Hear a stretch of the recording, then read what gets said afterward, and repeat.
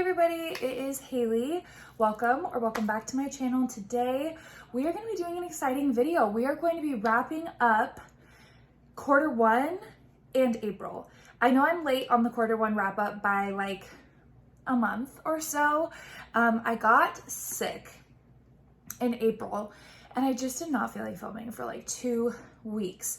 So I'm behind on a few things. So we're going to combine a few videos just to get back on the whole timeline. So quarter one wrap up, April wrap up are going to come together and make a beautiful little wrap up baby. And that's this video. So today I am excited to film that. I'm excited to talk about some books because really I'm going to go over 2 months worth of wrap up and just kind of an overall check-in on how the year's been so far for quarter one. So it is crazy that we're at this point, but here we are. I feel like everybody said that in their video, but it is so freaking true. So I'm very excited. Let's dive right in. Okay, so I went ahead and made a little list of all of this stuff, and I will show you kind of what I have read. Now, first of all, quarter one, I read 27 books. My goal this year is to read 80. I was right around 80 last year, and so I kind of just set that goal this year to keep there, just because I feel like 100 might be pushing it, but we'll kind of see. So I'm at 27. I'm kind of right on track right now at the moment, a little ahead of my goal. But yeah, that's where I'm at. 11 of those were fantasy. 14 were just general kind of romance, either sports romance, new adult were two of the most popular ones. So yeah, romance 14, and then dystopian I had 2, and that was mainly from the Shatter Me series. So 11 fantasy, 14 romance, 2 dystopian. Now, the longest book I read in quarter one was Nectar of War, which was 696 pages. And it's funny because when I read that book, it felt like it was long, and it was. It was. I don't know that it felt like the longest book I read this year so far, but it was. So that's interesting. And then of course the shortest one is actually a novella. It is the Ice Planet Honeymoon, which is the novella to the first Ice Planet Barbarians book. And that one was only 55 pages. So I don't know. Do we count that as a book? I do. I don't know. But yeah. The average character age when I went through all of the books was new adult. So kind of in that 18 to like early 20s range. That was the range for me, which that's my age range. So I guess that makes sense. I like reading about people who are apparently my age. I feel like that's probably most people. So not too surprising. I read books from 11 different series. So out of 27 books, there was 11 series in there. Now, how many of those did I finish? I looked because I was like, oh, how many series did I finish this year so far? One out of 11 this year. And that's not even how many series that I'm actually in the middle of, because some from last year I haven't touched this year yet. So I'm thinking about doing a video, and let me know if you'd be interested, where I go through and list every series I'm in the middle of right now.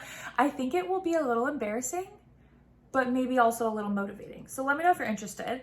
And then finally, I read 21 physical books and 6 Kindle books. I'm not an audiobook girly. Respect out there to all the audiobook girlies. I have tried and tried and tried, and I cannot get through. I cannot do it. So I am a physical and Kindle gal. I love podcasts, but for some reason, audiobooks just don't click for me. I struggle with even the Kindles sometimes. That's why there's only 6 Kindle versus 21 physical. I am just a hold it in my hands gal. So yeah, 21 physical, 6 Kindle. Overall, a pretty solid start to the year. I like the kind of direction that I'm going in. For April was a good month. March was pretty good too. I noticed that January started off really strong. I think I read a total, I have them written down here, so let me look. I read in January 9 books. And then February, March, April, I read 6, 6, and 6. And so it's kind of like, I don't know if 6 is kind of just my sweet number right now.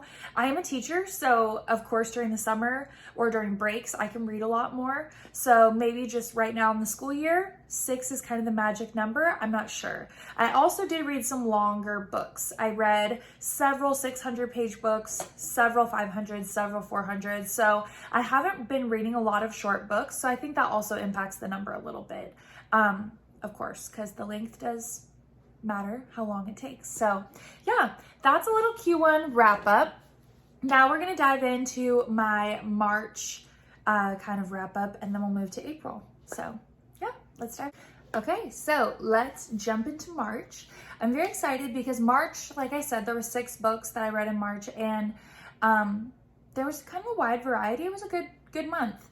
The first book I read was called The Exception to the Rule, and I read that one on my Kindle, and it was free on Prime Reading. There was this whole kind of launch around Valentine's with a bunch of short books from several authors. So Christina Lauren is the duo behind this book, and I really enjoyed it. I was very surprised. I'd never read a book of theirs before, and it was so enjoyable. It was very easy to read. It's super cute.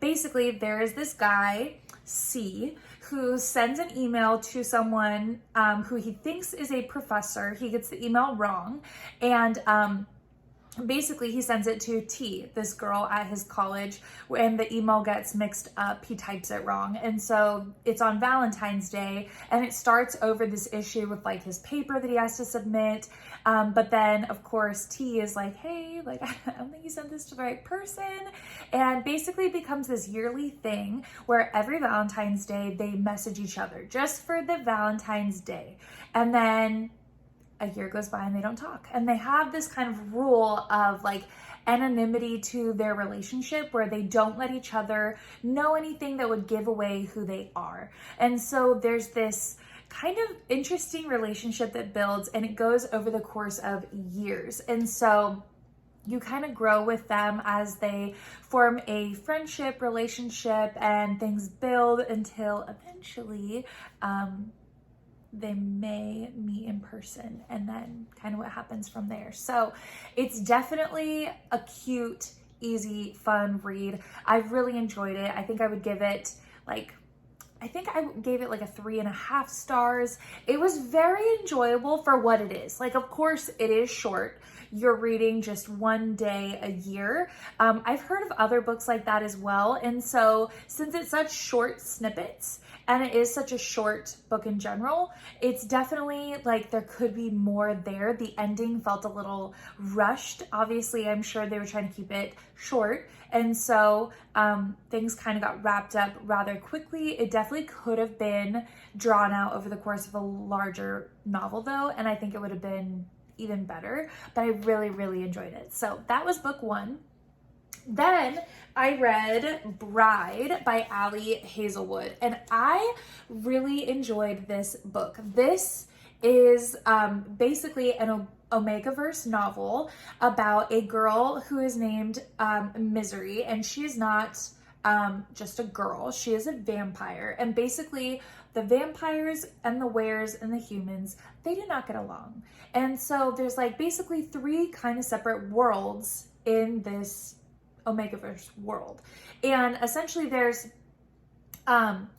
humans, wares, and vampires will like basically give a collateral person, someone who's important to their government, and basically keep them as collateral within each other's groups.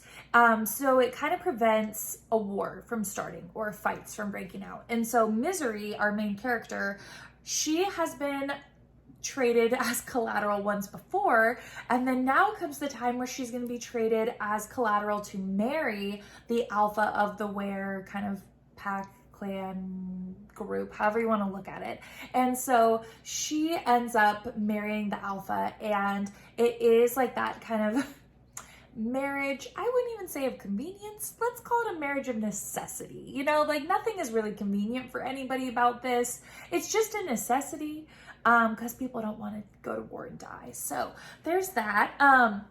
It definitely, I don't know. It's interesting though. This book is short. Like, it is quite a short book, and it is a standalone, and so it definitely packs a lot into a little. So there is kind of that same thing that I felt with The Exception to the Rule, where if it was longer, could be even better. I mean, it was definitely still an enjoyable read. I would say it's right at that like 3.8, 4 stars. Honestly, could have been close to a 4.5 if it was almost like twice as long with a little bit more detail. It still has that like tension, that kind of forced proximity, you know, like we hate each other just off principle, but I guess you're not so bad after all type vibe. And I love that. The thing I would have loved to see is just a little bit more build up in some of the scenes. So it was very, very enjoyable, super quick, easy read. If you've never read an Omegaverse book or story before, it's definitely a fun one to start with because it is fairly easy to digest. Nothing about it is super complicated. It's almost like, and I don't know that I've heard anyone say this, but I felt very like Twilight-esque, not in the plot, but just in how easy it was to read for a vampire werewolf type book. It read that was kind of like what was going on in the background, but their relationship was definitely the center of the book. So definitely enjoyed it. Very easy, fun read. After this, so we started with a cutesy little Valentine's Day, jumping to Omegaverse, and now we're going to like a dark hockey romance. So I told you March was busy and all over the place. It really truly was. So next up I read Devious Obsession by S. Massery, and I know that this is not the first book in the Hockey God series. They're all interconnected standalones. So I jumped in with this one because truthfully, this is just the one that was pulling and calling to me the most. And I'm going to go back and read book 1, but this is going to be really hard to top. As somebody, and I know that some of the tropes in this book are very much so like to each his own, and I get that, but for a dark romance person, I enjoy them. And I enjoy bully romances. I believe all the books, from what I'm understanding of the characters' relationships, it seems like all of them have an element of bully to them in that trope. I really enjoy the bully trope. I know some people don't. So definitely I would say like kind of check the warnings and see if this might be for you. If you're into that though, this is an enjoyable book. I will say it is very, very interesting because, I don't know, it was done really well. You can really see the complexities between the characters in this book, which sounds so silly and just like a dark hockey romance, but it really is interesting. Like, I don't know, Steele was just so likable, even in his least likable moments, which is really the goal, right? In some of these like controversial books where you have these characters who are very morally kind of gray, I thought that this was done so well. So I'm very excited to keep reading in this. This couple was so amazing, but obviously it does reference in the friend group the first couple, and it made me want to read their book too. So I do think I'll go back, read book 1, and then continue on in order. So I'm very excited to see more of these. I definitely rated this a 4-star, and it was a solid 4. Like, I really enjoyed it. It is a little bit on the lengthy side for kind of a sports romance, but there's enough complexity to the characters and their development in just like friendships, family, all that stuff, that it definitely didn't feel long. I actually want to say that this the longest book? It might have been the longest book I read in March, or one of the longest books in March. And let me tell you, it flew. I think I read this one faster than any other book I read. Like, I really enjoyed it. So, love that. After that, I read If Only I Had Told Her, and I did get the pretty Barnes & Noble exclusive. This is by Laura Nolan, and let me just say, if you have not read If He Had Been With Me, you need to. You need to. And don't get me wrong, can I just say, because I don't hear enough people talk about this, and I think if you are not going to like the book, this is just... I don't know, it's just something you need to address. The female main character is young. She's in high school. She has moments where she is annoying to listen to. I will be the first person to admit that. And yet still that book was great. And I think that that is kind of the complexity that I enjoy about this book. I was very curious to see how this was going to go. I heard, and if you haven't read the first book, this won't make a whole lot of sense, but if you've read the first book, you'll understand what I'm saying a little. I thought this whole thing was going to be Finney's perspective of basically just reliving book one. It is not. It's like a third Finney's perspective of the end of the first book. And then you get, and this should not be a spoiler because the whole book is around the fact that Finn passes away. And so then you get his friend Jack's perspective in a third of it. And then of course, Miss Autumn's perspective in a third of it. And I don't know, I was so like taken aback as I was reading. I was kind of like, okay, we'll see how that goes. I loved this book. And I've heard mixed reviews because I know some people had the same impression I did going into it. And then when it didn't do what they thought it was going to, they didn't like it. I loved this book. This was another solid 4-star book for me. I actually enjoyed Jack's point of view so much, which I thought I was just gonna have to like suck it up and get through his because he is like the middle POV. And I was like, okay, we got Finney, which was great. Lived that, loved it, great. And then I got to Jack's point of view and I was kind of like, okay. And then I got to Autumn and I was like, do I actually think I enjoy Jack more? I don't know. But it was just so interesting. And I just hadn't heard this perspective a lot of a friend who's a young friend whose best friend passes away. That to me was the most like impactful part of this book, which was so interesting. And I've heard a lot of people didn't like it justifiably because it was kind of one of those like, oh, wasn't expecting that. But I loved it. So I highly recommend this book. I think this little duology, I don't know, something about it. It's very much so like, it's like pickles, you know? You either love pickles or you hate pickles. I don't know anyone who's neutral about pickles.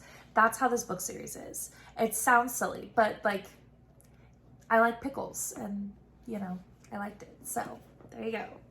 And then of course, next up, I read A Fate Inked in Blood. I got the pretty cover, pretty copy.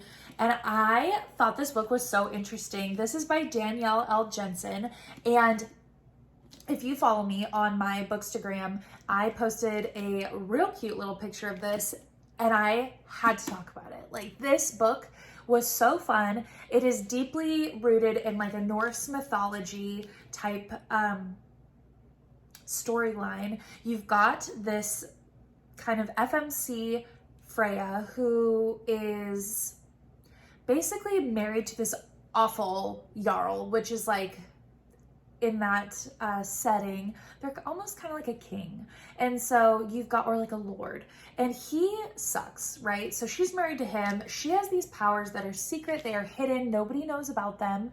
But unfortunately, her powers get kind of uncovered.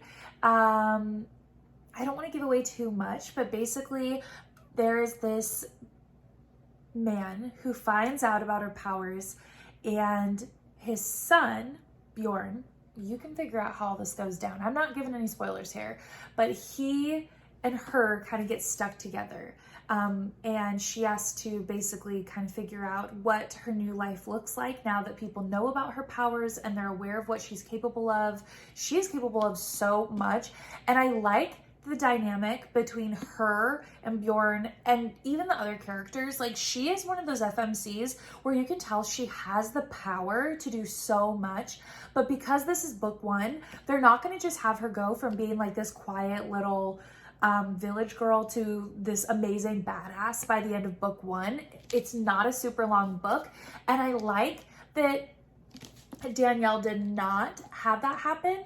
You can see the build in her character, but it's going to take maybe another book or two to really have her come to full fruition in her powers. And I really enjoyed that. I know a lot of people said this book was a little slow, a little bit of a letdown. I thought for the size, it was actually pretty decent. You can see where the cliffhanger leaves off at the end, and kind of the point of this was definitely an exposition, right? Like we were building, we are not at the fun part yet. I think we were kind of just like laying the groundwork and putting in the time and the effort to get there. At least that's what I'm telling myself. I'm hoping. I will definitely read book 2 when it comes out so that way I can see if that's the case.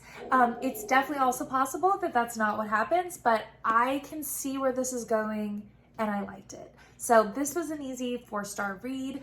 4 stars was kind of the theme for March, like a lot of just 4-star solid good books. I would say it fluctuated. At times it got a little slow, like a little bit of more like a 3.75, 3.8, but overall a really solid read. And then we get to probably the book that I'm looking forward to talking about the least in this video, which was Nectar of War. And this book, I have very mixed feelings about it. Nectar of War was long. I mentioned that earlier in this video. It was a long book, and it was one of those books where it felt long at times. It's a high fantasy, but it is also, I'm trying to think of how to describe it. It's a high fantasy where you're fluctuating between lots of points of view, lots of different characters, and there's a lot going on. Like, I love high fantasies. I love Throne of Glass. I enjoy when there's lots of POVs. The POVs in Nectar of War, for some reason, didn't quite sit well with me in the same way. And I was trying to reflect on why I didn't love this book as much as others, because I was very excited to read it. I picked it as a TBR jar prompt selection, and I was so excited to read it. And then when I did, it kind of fell flat for me. I didn't hate it. I finished it. I didn't DNF. And so it was worth finishing. It just was slow, and there was so much going on. So I kind of was under this impression that we would be following kind of 2 main characters, right? Like in Throne of Glass, we have lots of POVs going on, and this is just a good series to give as an example. There's lots of other series like this. Shatter Me is another series that has a lot of POVs going on, and I enjoy those. I enjoy multi-POV books. I think where this one lost me was the POVs lacked a lot of like connection between them. You'd have one character doing this, one doing this, and where a lot of the times the whole goal is then all of those connect back because they're working towards this bigger picture. This book felt like they were all kind of going different directions and not connecting back. Like I was just kind of thinking, okay, I know that about this character now, but I still want to just stay focused here. So it felt a little disjointed. It definitely wasn't bad. I know it was this author's first book. I don't know, it's something where I've kind of debated, like, am I going to read the next book or not? I'm still on the fence about it. I think there's potential there, and I think this author has a lot of potential. I know that she just released this book herself, and you can tell that it was edited by maybe some other younger authors, editors, things like that, because there was a lot of typos. And I know if you look up the Goodreads reviews, that's something that gets mentioned. It's just that there are a lot of grammatical errors or spelling errors, things like that. So for something that was self-published, I do think it is a good book. It's definitely worth checking out if you're into fantasies. It's definitely a fantasy with a side of romance, very similar to like, I'm trying to think of what is a good comparison. I mean, Throne of Glass comes to mind, of course, but it's got that almost like Cruel Prince as well, where there's other things happening, things like that. Even Serpent in the Wings of Night, it kind of has that vibe as well. So that is some of the feedback I have about it. Overall, I would give it probably a 3, like an even 3, just to be fair. Like, I did finish. I did have moments where I really enjoyed it. There was just a lot of moments where it dragged, or little pieces where there's a lot of errors in it, and I kind of like got pulled out of the story for a bit. But overall, I would recommend checking it out, and I will probably check out the second book just to see where it goes, because I felt like by the end of the book, we may have started moving in more of the direction I was hoping for. So yeah, that is my March wrap up. Let's go ahead and move into April. All right, we're moving into April. this video is going to be long, and so I'm going to try and kind of speed things up a little bit here. April, here we go. We started off with Broken Night by LJ Shen. This is book 2 in the All Saints series. I read book 1 in February and I really enjoyed it. This is book 2.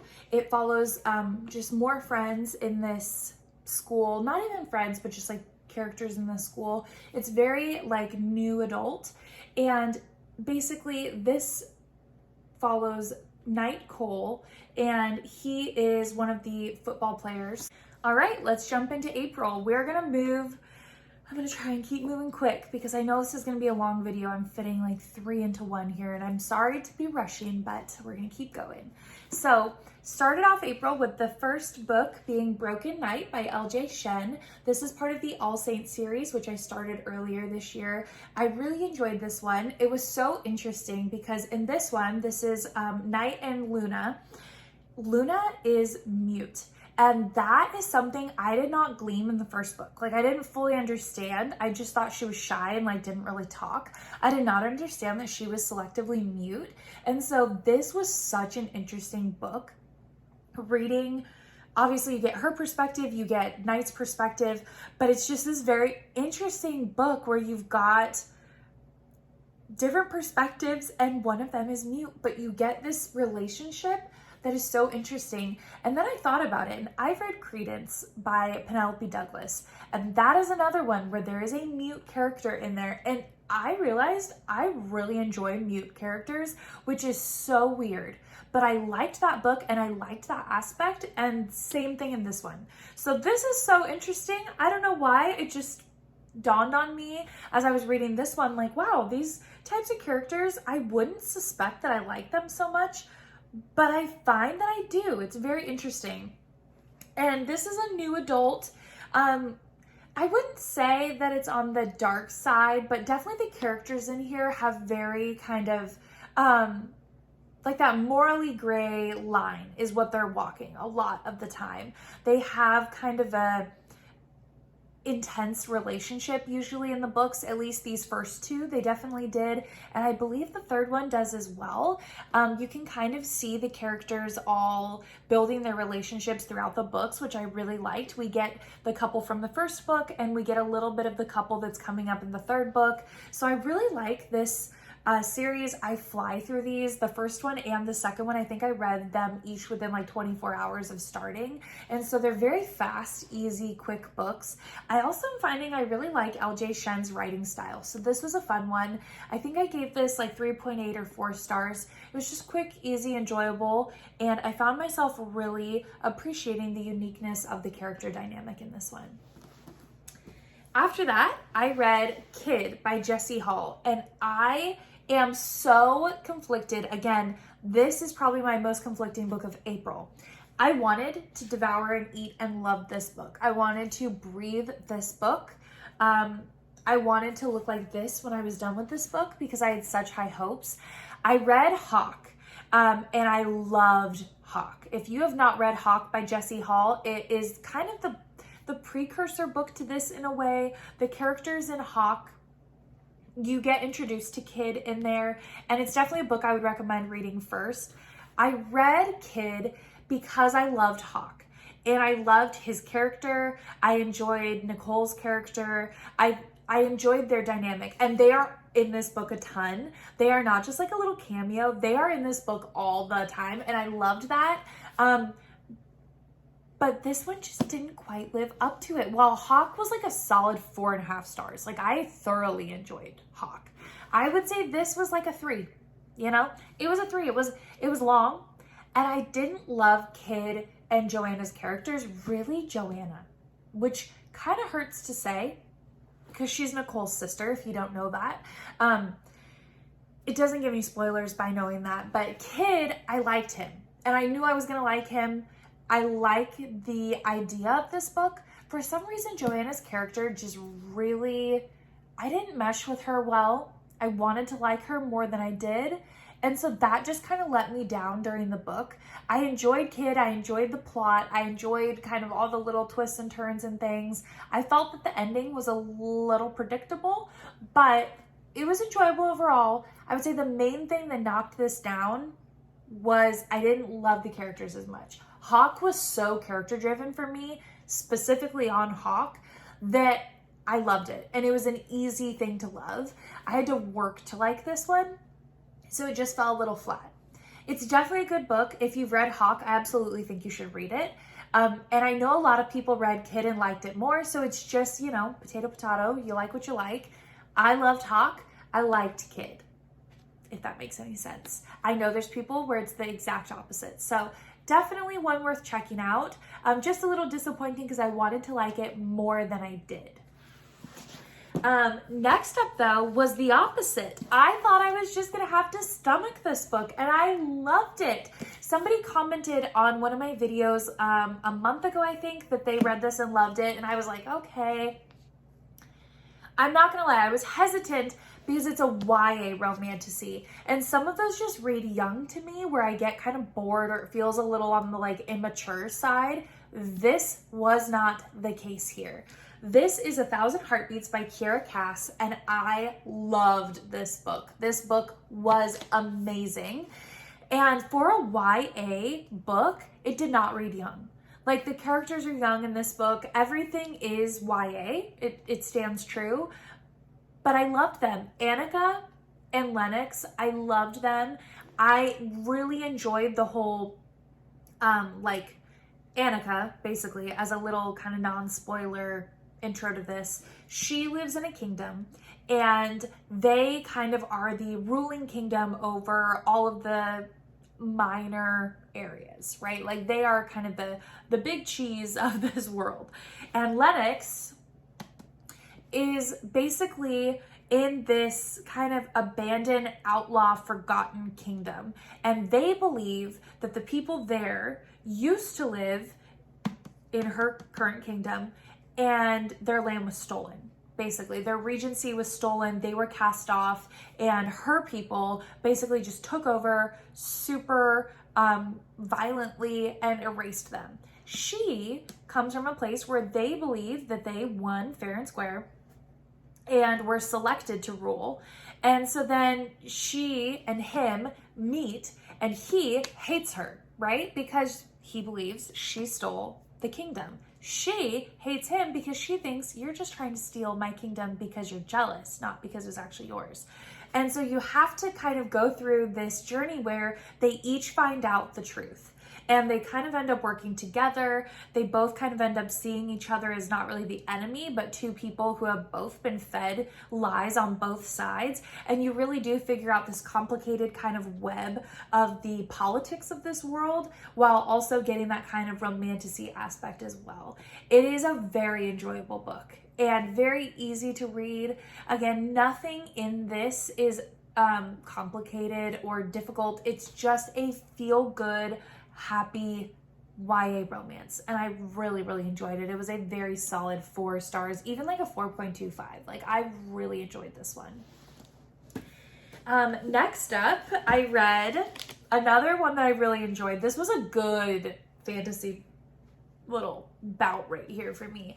I read The Serpent and the Wings of Night by Carissa Broadbent, and I got hooked. I am so excited to read the rest of this series. This was amazing. Absolutely amazing. I think I rated it a 4 stars on Goodreads, but really it's like a 4.5. I loved this book. I could very easily see book 2 being a 5-star book. It was so good. The relationship between Rain and, what is the girl's name? I just read this and loved it. This sounds stupid that I don't remember her name. This is so silly. What is her name? Araya and Rain, I love their relationship. I love the slow burn build up where these two are enemies. I love the competition style, kind of like Hunger Games, ACOTAR, like that type of vibe. That is the vibe of this. And I enjoy everything about this book. I like Araya. I like the complexity of their world. This is a vampire-based world, not your typical vampire world. You kind of have to read it to figure it out. But this is so fun. It has twists and turns. She is basically a human who has been raised by vampires, actually the vampire like king basically, and he has raised her in his world. But of course, being a human living in a vampire world, you know, you're kind of in danger all the time. So she is basically thrust into this competition for their kind of goddess, Nyaxia, and she is competing against all these other vampires. And basically whoever wins, you kind of have to kill your way to the top. Whoever wins gets granted one kind of favor from the goddess, anything that they want. And so, of course, everyone in the competition is out to win. And Rain is one of the competitors. And it is just, it is good. It is great. It is lovely. It is everything that I hoped it would be and more, which is amazing. So, highly, highly recommend. One of my favorite books of the year so far. Really, really enjoyed it. And then I read 2 books on my Kindle, Viciously Yours, which I'm still in the middle of reading. I didn't count it as part of the full 27 books just because I'm not quite done yet. It is a short romantasy, very, very, I'm counting it as done because I'm almost finished. And it's a quick, easy romantasy. I basically read it because I was trying to find some cute romantasies for a video that I have coming up. So I read it, tried it out. It's okay. It's definitely, it reads a little bit on, I don't know if I want, how I want to say it. I don't know if immature is the word to use. More so just the characters are a little interesting. Our male character.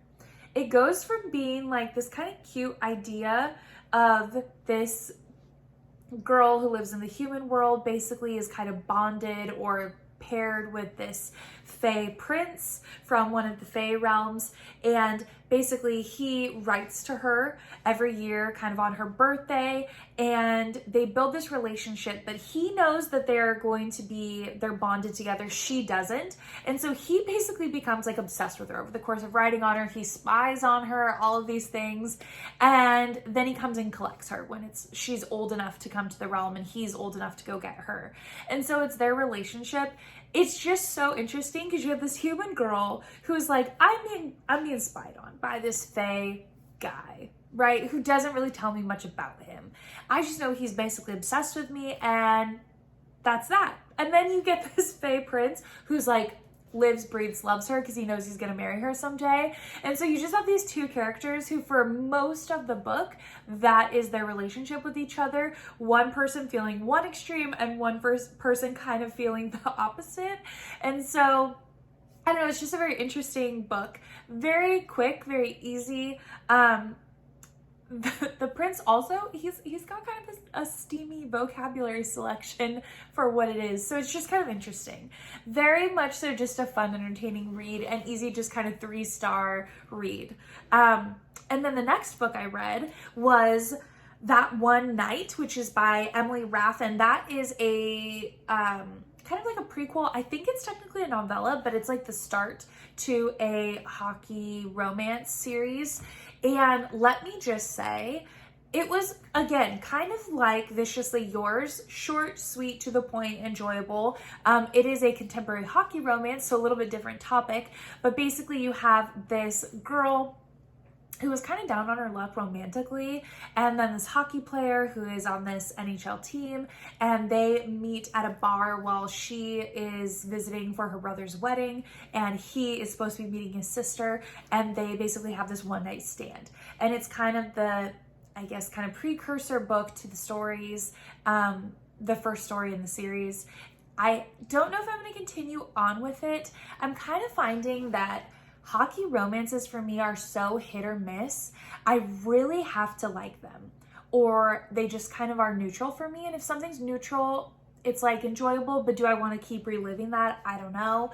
I will definitely say if I had to pick hockey romance right now, Devious Obsession was by far a little higher up for me than this one, but it was just quick, easy, enjoyable. I don't think this book is going to be anyone's like 5-star read of the year, but if you enjoy sports romance, hockey romance, I do recommend checking it out just because it's an easy one. And I think it would be worth reading before you read the series. I assume you could probably jump into book 1 of the full-length ones and it would be fine. Anyways, you could definitely jump into the series and probably go straight to the full-length books. I don't know that this one is going to be like super necessary. There's not like if there's any world building or something like in a fantasy book. So it's definitely possible you could jump in with that one and kind of not read this first one, but it is a fun, easy, quick one. So definitely recommend. And then the last book I read so far in April, not so far, the last book in April was Ruthless Empire by Reena Kent. I just have to read the epilogue now for the Royal Elite series, and then I'm done with that and moving on in my Reena Kent universe. I'm very, very, very excited. This was so interesting. There's always an aspect to a Reena Kent book I found that kind of takes you by surprise, where it's almost like this unnecessary yet necessary little side action going on. And I liked this book for a lot of reasons. I thought like, okay, we hear about Cole and Silver the entire time in the series, and I feel like the longer you hear about a couple or you're hinted at a couple, the more your expectations kind of rise. And it's like, okay, like, are you gonna be as good as everybody else was? This was oddly fulfilling. It definitely, yeah, you could definitely jump right into the series and probably read the full-length books without like missing it. It's definitely not like a fantasy series. There's no world building or anything, but it does give the start to their relationship where you can see it will come into play later on. So I would recommend reading it. If anything, you could read it. And like me, I don't know that I'm going to continue on with the series, but it's definitely something that I enjoyed reading, even just as a single book by itself. So I would recommend. And then the last book I read in April was Ruthless Empire by Reena Kent, which means I have officially concluded the Royal Elite series. I just have to finish the little epilogue book. But as far as the actual full-length books go, this is it. This has, of course, Silver and Cole. And let me just say, I was so curious to read this book because to me, the longer that you drag out a couple, the more obviously I'm going to expect, right? And I feel like Silver and Cole are two of those characters where you're like, there's a lot to expect here, because Cole is built up as just this dark, broody, very hard to read guy, and then Silver is constantly brought up as just being like the worst, like least likable FMC in the entire series. And so I was so curious to see how this was going to pan out, and I loved it. I loved it. I loved Cole and I liked Silver. I liked their relationship. I liked their stories, their background. I liked getting to know both of them as more than what other people see them as. And it's interesting with all the background that you have, by the time you get to their actual perspectives, you're like, whoa, this is so different than literally how anybody else perceives you. And it was fun to also see the other characters through their eyes, since they are both two kind of large characters that have very like kind of divisive personalities. I thought it was very interesting. And the plot twist at the end, I did not see coming. So I really enjoyed that. It was overall a really good one. I'd give it an easy 4 stars. I've really enjoyed the Royal Elite series. I'm super excited to continue on in the Reena Kent universe. I don't know. I'm very much so debating on if I want to read the Jonathan King books next. I know that that's technically the series that I need to go down. I think it's a duology or a trilogy. I think that's technically next. For some reason, I went through the whole universe, and that is just the one set of books that I'm not meshing with them well. So I may skip to the one after that. I'm not totally sure, but I am going to continue on with Reena's universe. I do want to read it all at some point, and I'm very, very much so enjoying it. So with that being said, I am going to wrap up today's video before it gets to be 3 hours long. I hope you guys enjoyed a little Q1, March, April wrap up.